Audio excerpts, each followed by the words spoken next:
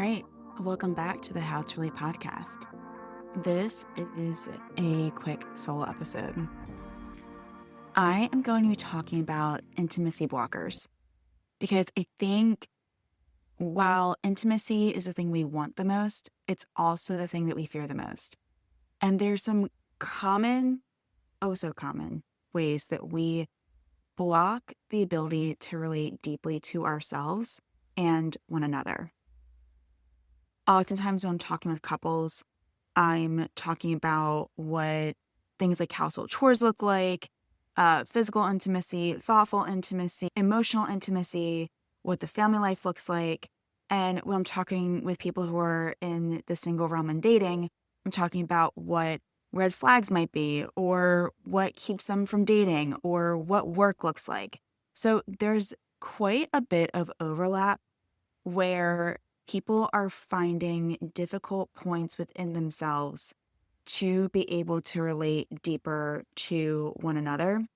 And this goes beyond romantic lives too. Like, I think that if I think about family relationships, especially, and the difficulties that adult children and their parents might experience, or their siblings even might experience, there's quite a bit of ways that we can start to look within ourselves and take accountability for how we can relate to other people without setting quote unquote boundaries, which really become demands for how other people need to treat you. So, if intimacy is into me, you see, the more that you can see into yourself allows other people to see into you.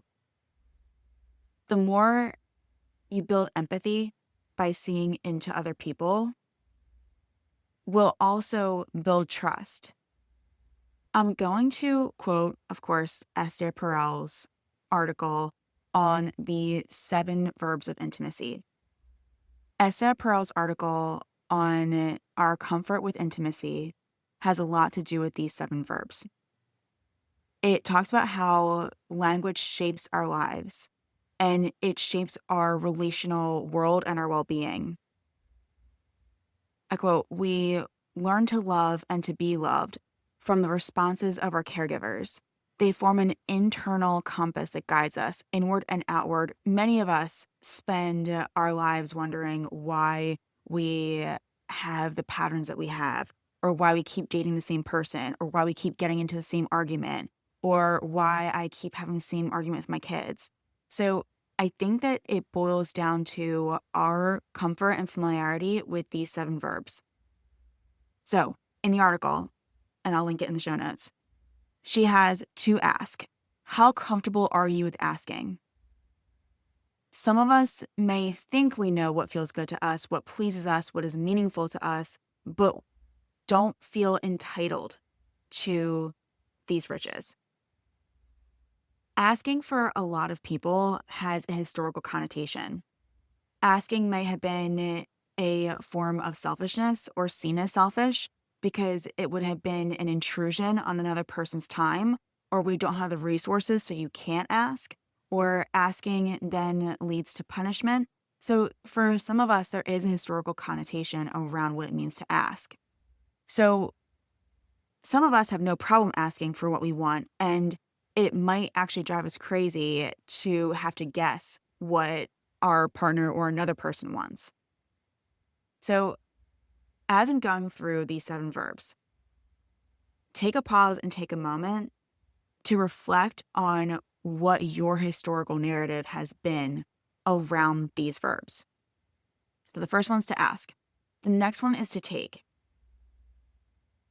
While to have may be the verb at the root of desire, to take is at the heart of pleasure. When we allow ourselves to take pleasure in something, we permit ourselves to fully engage, to be immersed, to feel deserving, to experience healthy entitlement. In this mindset, we feel that we're allowed to ask for attention and affection. And I hear a lot of people will say, I don't want to be a burden. I don't want to take your time. I don't want to intrude. There's a lot of I don't wants. And for every time you might find yourself saying what you don't want, maybe it's reframing it as May I? May I have some of your time? May I have some of your skill sets? May I be a part of whatever it is that you are doing? So overall, it's reframing taking as part of your relational well-being. To receive. This is the most vulnerable verb of them all. It demands that we feel good about ourselves as is, that we acknowledge that someone can like and accept us, that they want to give us and make us feel good. Receiving requires connecting with our senses of helplessness, exposure, and vulnerability, more so than we give. When we receive, we allow another to see us. We allow ourselves to be known. To take and to receive are not the same, but they are connected. Both of these stem from a sense of self that has a sense of healthy entitlement.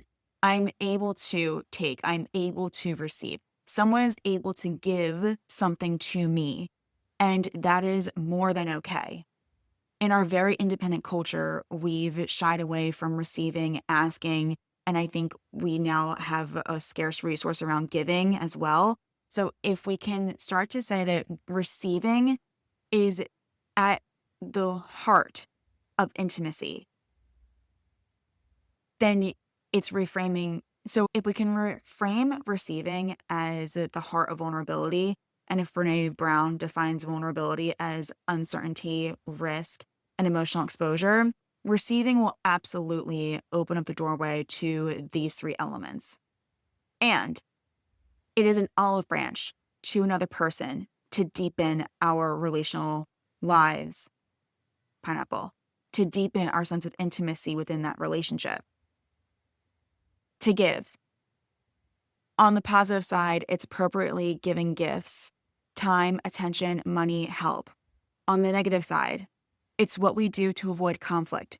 If we give everything, no one can expect anything. I think when we struggle with receiving, we're going to struggle with giving. I have seen, there is a narrative, I think, in dating culture. I don't want to give someone my time if they're not going to give me back what I think I deserve. Why would I pay for a date? Like they're just trying to take advantage of me. Why would I give someone the time of day or give them a text when I haven't received anything? Okay. And it's not that these are invalid. Like I think there is a level of building reciprocation in relationships, especially when we're talking about the dating context. However, if we're all playing this large game of chicken and who's going to give first, we're never going to get anywhere. So giving, if it's reframed as, I want to show up in a certain way and show this side of myself when I'm dating. I want to show this side of myself to my partner, to my partner's family. To give is to say that you have enough and you're willing and able to provide what you have.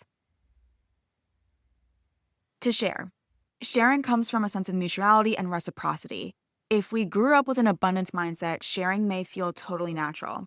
If we grew up with a scarcity mindset, or if we grew up raised in poverty, sharing may feel depriving and unfair or threatening to one's safety.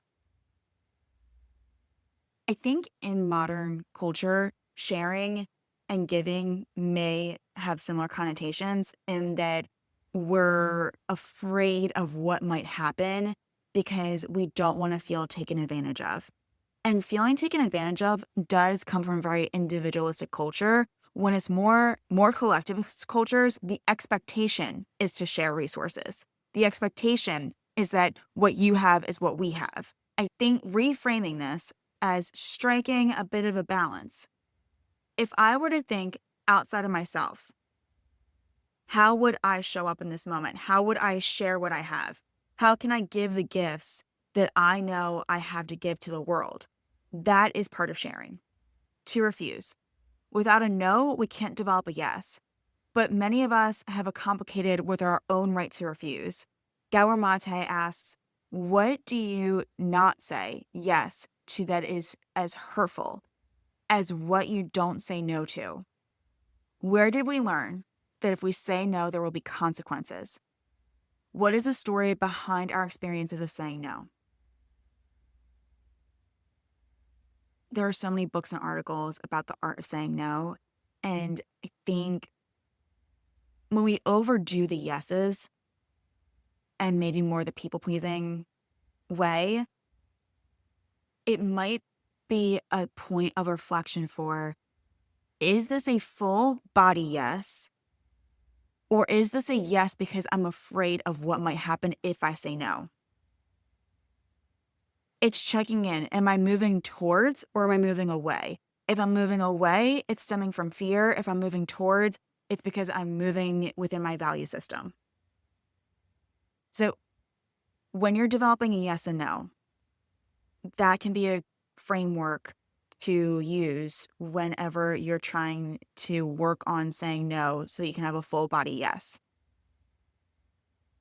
And when we're talking about in a sexual context, Emily Nagoski has something called an enthusiastic maybe. An enthusiastic maybe is saying yes until I say it's a hard no. So an enthusiastic maybe is maybe that could be playful. Maybe that can happen. And in the art of eroticism and desire, our feelings of ambiguity can actually be part of our erotic story. So it's also looking at this from in a context of nuance. There are going to be times where this enthusiastic maybe can come into play. It's as long as we have the emotional safety and security that we can say no or back out at any time, can that enthusiastic maybe exist? So I just wanted to put that as a bit of a caveat disclaimer for the sexual context in this way too. To play. This is the verb connected to our creativity and problem-solving skills. To be able to play means we feel safe enough to lift ourselves into our imaginative spaces. Diane Ackerman says, in deep play, we can lie ourselves aside our sense of self, shed time's continuum, ignore pain, and sit quietly in the absolute present, watching the world's ordinary miracles. When we play, we can become any version of ourselves, the superhero or the villain or anyone in between. To play is to embody characteristics that lie within us that we may deny ourselves on a regular basis. In The Erotic Mind, Jack Morin talks a lot about how these different parts of us do lie within the fantasies of our imagination and can be accessed in playful ways, in ways that go beyond our day-to-day self that we show up as at work, or in ways that might even be somewhat against our value system on a cognitive basis. And again, with the connotation that you are in an emotionally safe environment. And what I mean by that is that you have full body autonomy, that you have a sense of relatability and connectedness in the space that you're in, then you can play. You can go between all of these roles and feel free in doing so. So I think that we've lost a lot of our ability to play.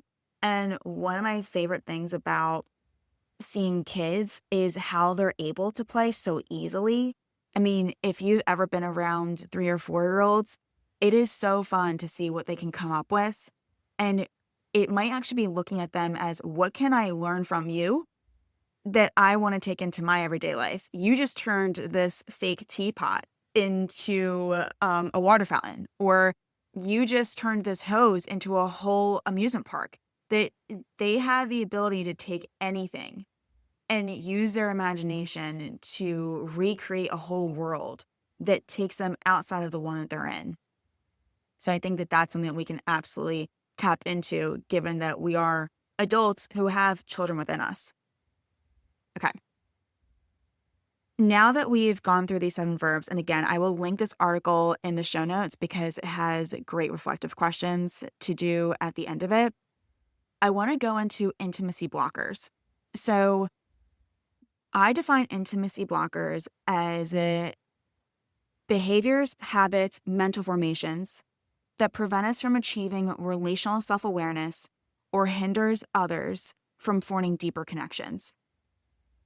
No matter the relational context, friendships, partnerships, romantic relationships, families, coworkers, your gym crew, They all have one common denominator, and that is you. We may present ourselves differently in each context, which is normal and natural because every situation requires a different set of boundaries and expectations and norms.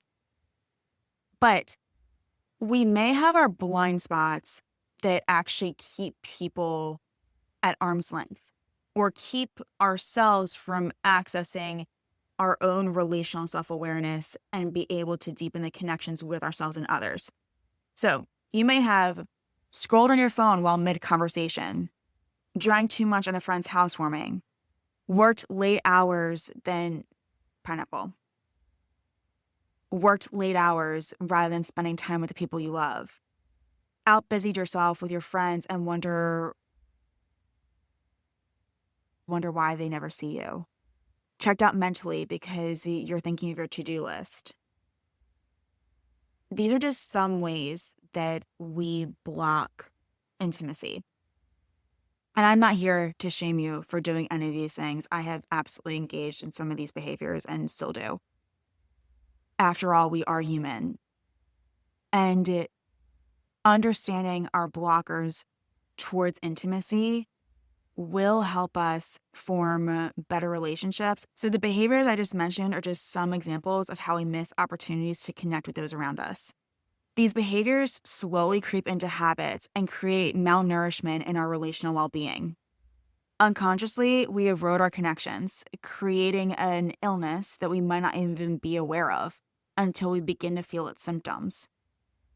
These symptoms may include feeling stuck and complacent, a lack of desire or interest, forgetting the details of other people's lives, an overall lack of fulfillment in various areas of life.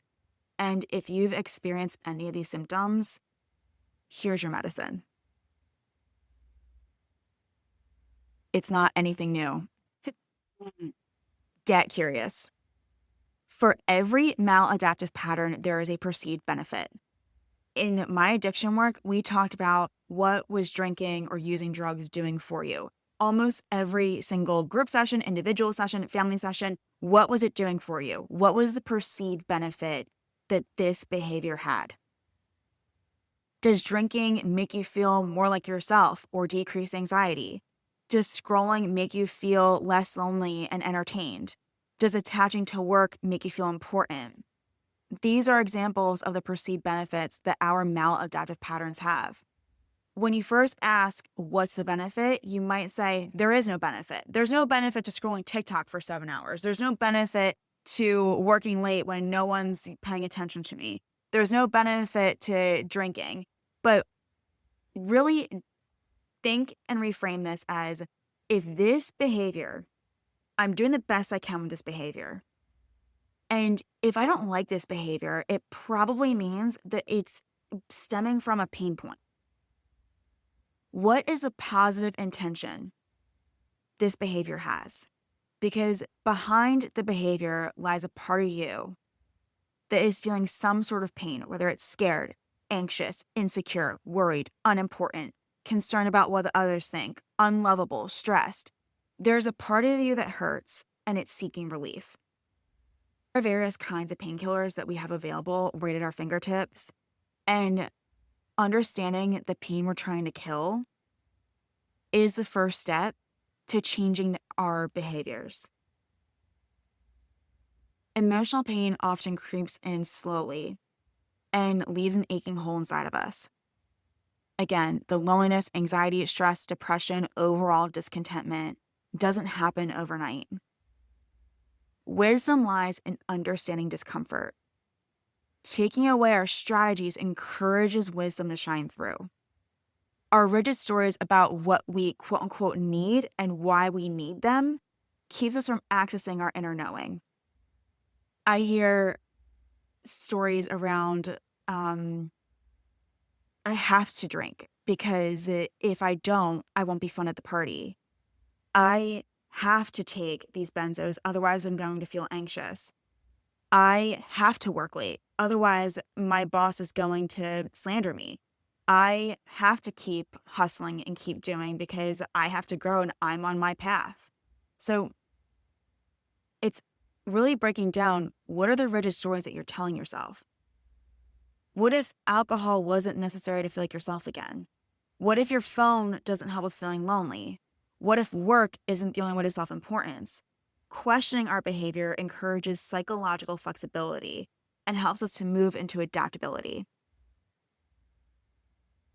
Again, intimacy, see into you. Intimacy is the human experience we want the most and fear the most. And when we allow ourselves to see into our own experience, we gift ourselves the access to witness deeper parts of ourselves. When someone sees a part of us we haven't witnessed, it will feel jarring. So if we're not doing our own work, someone else will absolutely point that out. And we might feel triggered. We might feel upset, scared, anxious. We might get defensive. And that's information. When someone is triggered by their family members, partner, or friend, it's because they're seeing a part of us that stays stuck in shame. And shame blocks intimacy by getting defensive, shutting down, becoming passive aggressive, or pushing others away. So the more emotionally intimate you can be with yourself, the more you invite thriving, intimate relationships. So, hope you can allow yourself to get curious and start to make some flexibility around any maladaptive patterns or behaviors that you've been noticing that keep yourself stuck. This work isn't easy. It's so beneficial. And I hope that you're able to take even just 5 minutes to start to see these different parts of you and evolve your relationships or your own loneliness or your own pain points. Until next time, stay connected, stay intimate, and wishing you all the best.